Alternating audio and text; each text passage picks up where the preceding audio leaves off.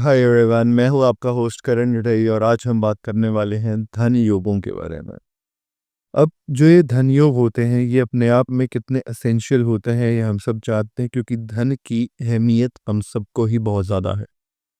जीवन में धन कमाने के लिए, धन के पीछे भागने के लिए बहुत लोगों ने अपना जीवन न्यौछावर कर दिया है। और धन कहाँ से आएगा, कैसा आएगा, स्टेबल आएगा या नहीं आएगा, वो समझने में हमें हेल्प करते हैं धन योग। सबसे पहला जो वे आउट होता है यहाँ पर वो तो सिंपल सा यही है कि आप ये समझ लीजिए कि आपका सेकंड हाउस का लॉर्ड कहाँ बैठ रहा है। फॉर एग्जांपल, अगर आपके सेकंड हाउस के लॉर्ड आपके फोर्थ हाउस में जाके बैठ रहे हैं तो माता के नाम पे बिजनेस करना, माता के साथ बिजनेस करना, माता को बिजनेस के सारे पैसे लाके देना, ऐसी छोटे छोटे जो जेस्चर्स होंगे ऐसे, वो आपके धन को बहुत ज़्यादा बढ़ा देंगे, मल्टीप्लाई कर देंगे मल्टीफोल्ड। और माता के पास से आपको फिक्स्ड एसेट्स लाइक प्रॉपर्टी या फिर गोल्ड, ऐसी चीज़ें बहुत ज़्यादा इजीली मिल जाएंगी और उन पे कोई रोकथाम नहीं आ पाएगी। लेकिन हम यहाँ पर एक बात का ध्यान रखें कि धन योग सिर्फ सेकंड हाउस की प्लेसमेंट से चेक नहीं होते, क्योंकि धन कैसा है, धन क्या चीज़ है? धन है वो जो आप कमाते हैं, धन है वो जो आपको पुश्तैनी मिलता है, धन है वो जो आपको किसी भी रास्ते से मिल सकता है, चाहे आप गैम्बल भी क्यों ना करें। तो यही समझना है कि आपके पास धन कहाँ से आएगा। अगर आप उसको ऑटोमेटिकली कहीं से आ गया है, पैसिव इनकम आ रही है, या आपको पुश्तैनी पैसा मिल रहा है, या खुद कमा रहे हैं, ये सब चीज़ें आपका आपका धन योग बताएगा। तो अब हम लोग एक एक करके डिस्कस करने वाले हैं अभी सेकंड हाउस की प्लेसमेंट सारे घरों के अंदर, ताकि आप ये अंडरस्टैंड कर पाएं कि जो धन योग है, जो धन के लिए इतनी जद्दोजहद हम लोग कर रहे हैं, वो आपको कहाँ से मिलेगा। और इसके साथ साथ ही हम यहाँ पर ये भी अंडरस्टैंड करने की कोशिश करेंगे कि वो धन आपके लिए अच्छा होगा, बुरा होगा, या आप उसको मल्टीफोल्ड और इंक्रीज कर पाएंगे या नहीं कर पाएंगे।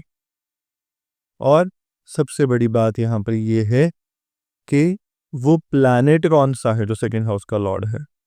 अगर सेकंड हाउस का लॉर्ड ही कोई ऐसा सा प्लैनेट है जो बहुत स्लो मूविंग है, जो नहीं देता अबंडेंस, या कोई ऐसा प्लैनेट है जो बहुत ज़्यादा अनप्रिडिक्टेबल चले जाता है, या नेगेटिव है, या अफ्लिक्टेड है, तो धन लेकर आप आना जीवन में थोड़ा सा कठिन ज़रूर हो जाता है, थोड़ा सा स्लो हो जाती है प्रोसेस।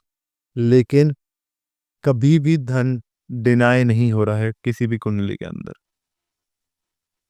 तो सबसे पहले हम यही समझेंगे कि धन योग के लिए वो जो प्लैनेट है वो 12 भावों में कहाँ बैठा है और वो प्लैनेट कौन सा है। शुरू करते हैं, पहले वो प्लैनेट कौन सा है से। सबसे पहले हम बात करते हैं, अगर आपके सेकंड हाउस के लॉर्ड देवगुरु बृहस्पति ने, अब देवगुरु बृहस्पति ऐसी कुछ चीजें करना पसंद करते हैं जिसमें दान बाहर जाता है घर से, जिसमें आप दान बाहर देते हैं। और जब आप दान बाहर देंगे, किसी और को देंगे, किसी और के पास भेजेंगे, या पैसों का दान करेंगे, या कोई अपने पैसों को कुछ ऐसे काम के लिए यूटिलाइज करेंगे कि वो धर्म की चीजें बनाने में या धर्म में धार्मिक चीजों के अंदर लगेगा, तो पैसा मल्टीफोल्ड्स इंक्रीज होगा। हाँ, अगर देवगुरु बृहस्पति वक्रिय है, अगर देवगुरु बृहस्पति एफ्लिक्टेड है, या देवगुरु बृहस्पति के साथ कोई और ऐसा प्लैनेट आके बैठ जाता है जो उनके साथ अच्छा नहीं है, तो चीज़ें थोड़ी सी फर्क हो जाती हैं। लेकिन मोस्ट ऑफ द केसेस के अंदर देवगुरु बृहस्पति सेकंड हाउस के लॉर्ड है। आपकी फैमिली से आपको बहुत सीख मिलेगी। सीख इन द सेंस, या तो आप आराम से उनकी बात सुन लेंगे, या फिर आपकी फैमिली में ही आपको ऐसे एग्जाम्पल्स दिख जाएंगे कि अगर मैं सही जिंदगी नहीं जीऊंगा, अगर मैं सही तरीके से लाइफ नहीं जीऊंगा, अगर मैं सही प्रिंसिपल्स पे लाइफ नहीं जीऊंगा, तो वो कितनी प्रॉब्लमैटिक हो सकती है। तो कितने नेगेटिव एस्पेक्ट्स हो सकते हैं उस चीज़ के, और वो कितना ज़्यादा मुझे नीचे खींच सकते हैं। और आपने ऐसी-ऐसी डाउनफॉल्स देखी होंगी अपनी फैमिली के अंदर, not so close but relatives के अंदर ऐसे-ऐसे डाउनफॉल्स देखी होंगी कि जो आपके लिए एक टीचिंग प्रिंसिपल लेकर आई होंगी कि नहीं, मुझे इन चीज़ों से दूर रहना है, मुझे ये चीज़ें नहीं करनी है। क्यों? क्योंकि मुझे ग्रो करना है लाइफ़ के अंदर। देवगुरु बृहस्पति जब सेकंड हाउस के लॉर्ड बनते हैं, तो फैमिली काइंड ऑफ एक टीचर की तरह वर्क करती है। आपको आपके साथ बॉन्ड भी बहुत अच्छी होती है, प्यार भी बहुत अच्छा होता है, लेकिन टाइम टू टाइम आपको बोलते रहते हैं वो। आपको बताते रहते हैं कि आपका सही मार्ग क्या है, आपको सही रास्ता क्या है, आपको उस रास्ते पे कैसे चलना है। टाइम एंड अगेन, बारी-बारी ये एक सीख आपको मिलती ही रहती है। वो उसका एक कारण ये भी रहता है कि जितना आप इस चीज़ को सीखते हैं, जितना आप इस चीज़ से खुद को इम्प्रूव करते हैं, उतना ही जो देवगुरु बृहस्पति हैं वो प्रसन्न होते हैं। अगर आप वही सीख को एक कान से सुन के दूसरे कान से निकालते जाएँगे, तो कोई ख़ास यूटिलाइज़ेशन नहीं हो पाएगी, ख़ास बेनिफिट नहीं मिल पाएगा।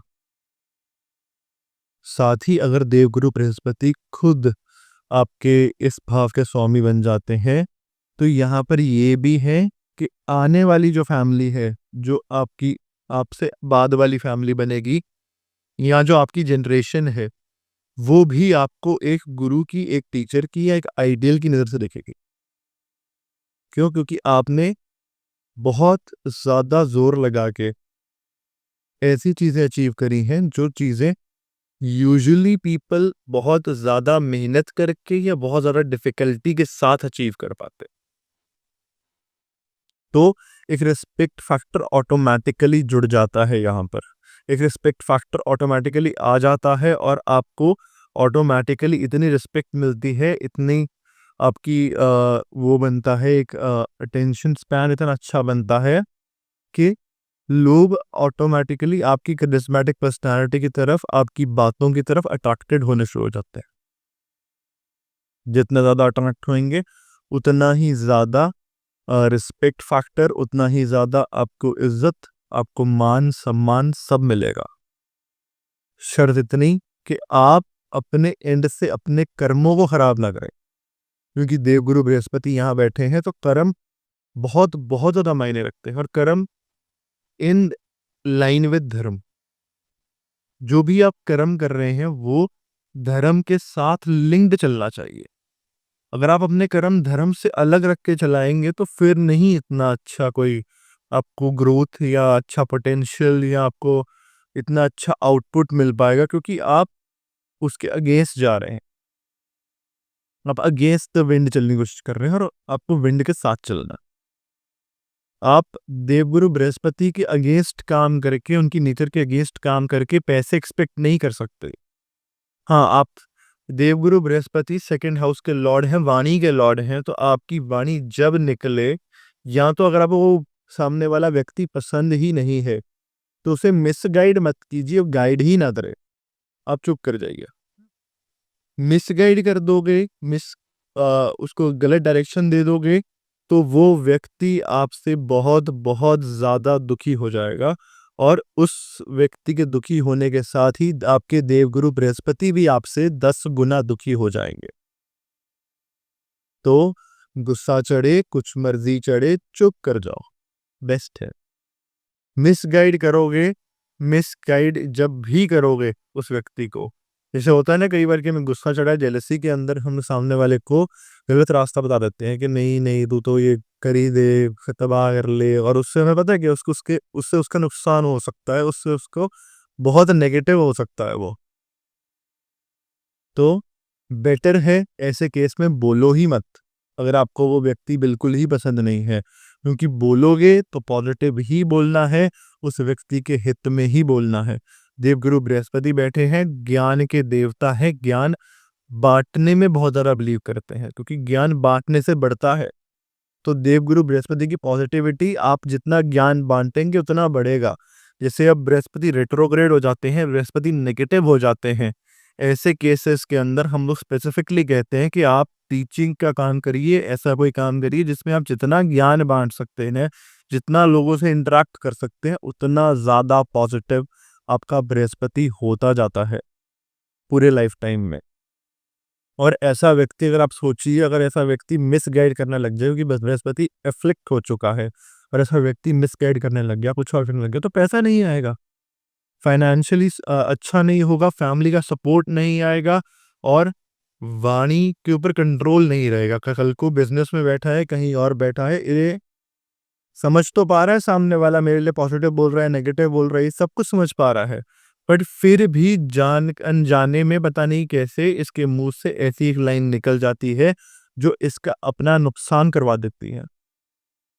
तो अगर आपके सेकंड हाउस के लॉर्ड बृहस्पति बनते हैं, तो आपको हर हालत के अंदर ऐसे कामों से, ऐसे कर्मों से बचना है जो कर्म आपके अगेंस्ट जा रहे हो, जो कर्म आप इस तरीके से कर रहे हो जो आपको प्रॉब्लम दे सकते हो। मूव करते हैं नेक्स्ट प्लैनेट पे जो होने वाले हैं। अगर आपके सेकंड हाउस के लॉर्ड चंद्रदेव बन जाते हैं, अब चंद्रमा ने एक बहुत ही ज्यादा इंटरेस्टिंग प्लेसमेंट बना देते हैं यहाँ पे। इंटरेस्टिंग कैसे? क्योंकि चंद्रदेव क्या है, चंद्रदेव जहां भी बैठते हैं वहां पर माता टाइप लव देते हैं।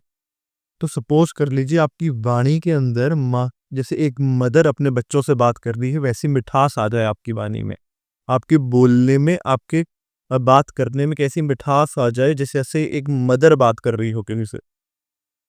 और जैसे जैसे मदर इंटरेक्ट करेगी, जैसे जैसे मदर केयरिंग वे से एक्ट करेगी, तो आप ये देखेंगे कि आपके पास आपका फ्रेंड सर्कल, आपके दोस्त, आपके रिलेटिव्स वो अपनी प्रॉब्लम्स लेकर आते होंगे। क्यों? क्योंकि वो ट्रस्ट करते हैं आपको, वो आपको बहुत ट्रस्ट करते हैं, वो आपके साथ बैठकर अपनी, चाहे आप उनको सोल्यूशन दे पा रहे हैं, नहीं दे पा रहे हैं, पर वो रिलीव्ड फील कर रहे हैं आपसे बात करके। और ऐसा व्यक्ति as a life coach, as a psychiatrist, psychologist बहुत बहुत अच्छा रोल प्ले करता है। यहीं पर एक चीज का ध्यान ये भी देना है कि चंद्रमा थोड़े चंचल मन है, मन बड़ा चंचल है ना, तो कभी कभी तो बहुत प्यार दिखा देंगे आप सामने वाले व्यक्ति को, और कभी कभी जब आपका मूड नहीं होगा उससे बात करते तो आप रूड भी हो सकते हैं, थोड़े मूडी हो जाते हैं। तो इस चीज को कंट्रोल में रखना पड़ेगा, क्योंकि मूडी होना एक बिजनेस पर्सपेक्टिव से, एक जॉब पर्सपेक्टिव से, एक प्रोफेशनल पर्सपेक्टिव से अच्छा नहीं होता। अब चंद्रदेव खुद बैठे हैं फैमिली के हाउस के अंदर, तो फैमिली तो एक्सेप्ट कर लेकर ही लेगी, क्योंकि फैमिली है वो तो एक्सेप्ट कर लेंगे कि आप मूडी हो रहे हैं, आप मूडी नहीं हो रहे हैं, जैसे भी हैं वो तो कर ही लेंगे। नहीं करेगा तो बाहर वाला नहीं करेगा, नहीं करेगा तो प्रोफेशनली आपके क्लाइंट्स नहीं करेंगे, नहीं करेंगे तो आपके बॉसेस नहीं करेंगे। ऐसे ऐसे केस के अंदर हम लोग कहते हैं कि ऐसा व्यक्ति या तो थोड़ा सा मेडिटेट करना स्टार्ट कर दे, थोड़ा सा अपने आप को चंद्रमा की एक्टिविटीज में इन्वॉल्व करना स्टार्ट कर दे। चंद्रमा की एक्टिविटी जैसे क्रिएटिविटी, कुछ ना कुछ क्रिएटिव करना स्टार्ट कर दे, उससे इनका माइंड थोड़ा शांत होना स्टार्ट हो जाता है। एक और चीज यहाँ पे ध्यान देने वाली है कि अगर चंद्रमा सेकंड हाउस में आके बैठे हैं, तो सारी की सारी फैमिली ही आपके लिए, अच्छा अगर ये अफ्लिक्टेड हैं या नेगेटिव हो रहे हैं, या राहु की तो वैसे ऐसी दृष्टि पड़ रही है, शनि की दृष्टि पड़ती है, फिर बातें थोड़ी अलग हो जाती हैं। पर अगर ऐसा कुछ नहीं हो रहा है, चंद्रमा अकेले बैठे हैं, तो फैमिली से बहुत बहुत ज़्यादा डीप रूटेड सपोर्ट मिलता है। और डीप रूटेड सपोर्ट से मेरा मतलब है कि फैमिली, लिक्विड मनी जब भी प्रॉब्लम आएगी, लिक्विड मनी स्पेसिफिकली कह रहा हूँ मैं, जब भी लिक्विडिटी की प्रॉब्लम आएगी, उसके अंदर फैमिली सबसे पहली भागी दौड़ी चली जाएगी पैसे लेकर। क्यों? क्योंकि चंद्रमा आपकी लिक्विड मनी है, और आपकी लिक्विड मनी रेस्ट ही फैमिली के पास कर रही है। वैसे तो चंद्रमा अगर यहाँ बैठे हैं तो लिक्विड मनी की इतनी जल्दी लाइफ में प्रॉब्लम आती भी नहीं है, बहुत अच्छी लिक्विड मनी इनके पास खुद के पास ही बहुत होती है। और साथ ही साथ यहाँ पर सबसे ज़्यादा ध्यान देने वाली बात है कि ये भी है कि जब चंद्रमा खुद आके सेकंड हाउस के लॉर्ड बनते हैं, तो चंद्रदेव अपने आप में एक ऐसे प्लैनेट हैं जो अ, आप ये समझिए कि वो ना फाइनेंसेस संभालने में उतने अच्छे नहीं हैं, फाइनेंसेस का फ्लो बनाने में अच्छे हैं। यानी कि अगर आप कहें आप एसेट बिल्डिंग की तरफ आपका ध्यान जा रहा है, तो एसेट बिल्डिंग उतनी अच्छी शायद ना हो आपकी, कि एसेट बिल्डिंग जैसे होता है कि सेविंग्स करी मैंने, फिर अगला एसेट खरीदा, फिर सेविंग्स करी, फिर अगला एसेट खरीदा। तो इस काम में चंद्रदेव उतने अच्छे और उतने पॉजिटिव नहीं कहे गए। लेकिन अगर हम ये कहें कि आपके पास हर टाइम पर एक अच्छा flow of income, flow of money है या नहीं है, तो वो बहुत अच्छा कहा गया है यहाँ पर, क्योंकि वो हमेशा ही रहेगा। चंद्रदेव जब भी आपके सेकंड हाउस के अंदर आके बैठते हैं, वो एक फ्लो ऑफ मनी को नहीं टूटने देते। जैसे होता है ना कि लाइन ऑफ क्रेडिट कहते हैं हम लोग फाइनेंस के अंदर, कि वो चलती ही रहती है, वो चलती ही रहेगी, वो रुकेगी नहीं। क्योंकि आपका चाहे एक हाथ पैसा आ रहा है, एक हाथ पैसा जा रहा है, ऐसी चीज़ें इन नेटिव्स के लिए बहुत ज़्यादा कॉमनली दिख जाती हैं, क्योंकि चंद्रदेव खुद बैठे हैं। चंचल मन है ना, कभी-कभी मन कर गया कुछ खरीदने का, कुछ करने का, तो ये क सेकंड थॉट नहीं देंगे। ये कई बार प्राइस टैग भी नहीं बढ़ते हैं। चाहे वो अभी उतने ही पैसे हों जेब में, बट कर लें कि ठीक है, कोई बात नहीं, खरीद लो। क्यों? क्योंकि वो मन ही ऐसा हो गया है। और जैसे हम लोग कहते हैं क्रिएटिविटी के अंदर जो क्रिएटिव आर्टिस्ट्स होते हैं, कोई और होते हैं, उनका भी तो मन ऐसा ही होता है ना। मन कर रहा है कुछ खरीदने का, तभी हम लोग कहते हैं, जैसे जो बड़े-बड़े आर्टिस्ट्स हैं out of India, international level पे, वो बैंकरप्ट क्यों हो गए थे बीच में एक बार। मोस्टली सारे एक बार बैंकरप्ट हो जाते हैं, क्योंकि वो एक इतना क्रिएटिव माइंड है कि वो लोग फाइनेंसेस को नहीं देखते, वो लोग अपने उसको नहीं देखते, पर वो ही है कि फ्लो रुकता नहीं, तो बैंकरप्ट होने के बाद ही वही वापस आ जाते हैं। एक बार फ्लो ऊपर नीचे हो गया, बट वापस ज़रूर आ जाते हैं वो लोग भी। तो ये प्लेसमेंट आपको वैसी सी चीज़ों की गारंटी देती है कि आप जितना मर्ज़ी लो चले जाएँ एक बार, जितना मर्ज़ी डाउन चले जाएँ एक बार, पर आप वापस बहुत ईज़िली आ जाएँगे, आप बैक बहुत ईज़िली मार जाएँगे। और यही अपने आप में एक बहुत, बहुत अमेज़िंग बात है यहाँ पर। मूव करते हैं, अगर आपके सेकंड हाउस के लॉर्ड चंद्रदेव की जगह पर अब बुध देव बैठ जाएँ। अब चंद्रदेव से बिल्कुल उल्टा सीन हो चुका है यहाँ पे, क्योंकि बुधदेव को पता है मुझे क्या बोलना है। उन्हें पता है कि मुझे कैसे चलना है, मुझे कैसे बचा-बचा के चलना है। तो ये जो होते हैं ना, वो बच्चे होते हैं जो ऑलरेडी छोटे होते से समझ जाते हैं कि मुझे किससे कैसे बात करनी है, या कहाँ पे कितना बोलना है, कहाँ पे कितना नहीं बोलना। वो बच्चों के अंदर बुधदेव यानी सेकंड हाउस के अंदर बैठे होंगे, या सेकंड हाउस के लॉर्ड होंगे। क्यों? क्योंकि वो आपको कहीं न कहीं किसी न किसी मैनर से हेल्प आउट कर रहे होंगे बुधदेव। बुधदेव सेकंड हाउस में काफ़ी अच्छी प्लेसमेंट कही गई है, क्योंकि ये पक्का घर है शुक्रदेव का, और बुधदेव शुक्रदेव बहुत अच्छे बॉन्ड बनाते हैं, और एक धनयोग बनता है, महाधनयोग बनता है, जब भी बुध और शुक्रदेव का आपस में कॉम्बिनेशन बन जाए। तो जब भी ये होगा, तो पैसे की कमी तो नहीं आने वाली, बिल्कुल भी। साथ ही साथ ध्यान ये भी देना है कि अगर बुधदेव आपके सेकंड हाउस के लॉर्ड बनते हैं, तो आप मोस्टली पैसा अपने क्लाइंट से ही अर्न करेंगे, और उनसे बातें करके अर्न करेंगे। उनको आपकी बातें बहुत इंटरेस्टिंग लगनी स्टार्ट हो जाएँगी। बहुत ज़्यादा आपका जो सर्कल होगा ना, फ्रेंड सर्कल होगा, वो कई बार शायद आपसे कुछ काम निकलवाने या आपको कोई काम बोलने आएगा, और आप वो चीज़ उनके बोलने से पहले समझ जाओगे कि ये मुझसे क्या करवाने आया है। क्योंकि बुद्धि के देवता आके बैठ गए हैं ना यहाँ पे, और बुद्धि के देवता मतलब बहुत बहुत तेज दिमाग हो चुका है। फैमिली भी अपने आप में बहुत ज़्यादा स्मार्ट होती है, फाइनेंशियली साउंड होती है, और कोई ना कोई फैमिली बिजनेस इनके पास पड़ा ही होगा। नहीं पड़ा है तो फैमिली का बहुत मोटा धन पड़ा होगा। अच्छा खासा लेवल का धन होएगा फैमिली के पास। ऐसा नहीं होगा कि हम ये कह दें कि फैमिली बैंकरप्ट थी, बहुत ही माड़े हालात थे, ये तो कभी भी नहीं मिलेगा आपको। बुद्धदेव जब भी यहाँ आके बैठेंगे, तो ये आप ये देखेंगे कि ना, ये ऑपोज़िट जेंडर के अंदर बड़े फ़ेमस रहते हैं, ऐसे पर्सन। ऑपोज़िट जेंडर के अंदर, कि ये इनको बातों का लहज़ा है ना, तो ये बहुत ईज़िली सामने वाले को अपनी बातों में फँसा लेते हैं। सामने वाले को लगता है कि भई मेरे लिए तो सबसे ज़्यादा सही गाइड ही ये कर रहा है। मेरे लिए सबसे इम्पोर्टेंट पर्सन ही ये है, मेरे लिए सबसे ज़्यादा बेनिफिट ही ये सोच रहा है, जबकि सोच ही अपना ही रहे होते हैं, उसका नहीं सोच रहे होंगे। तो ये चीज़ याद दिलाने में, ये चीज़ समझाने में इनसे ऊपर कोई और दूसरा, तीसरा व्यक्ति होएगा ही नहीं।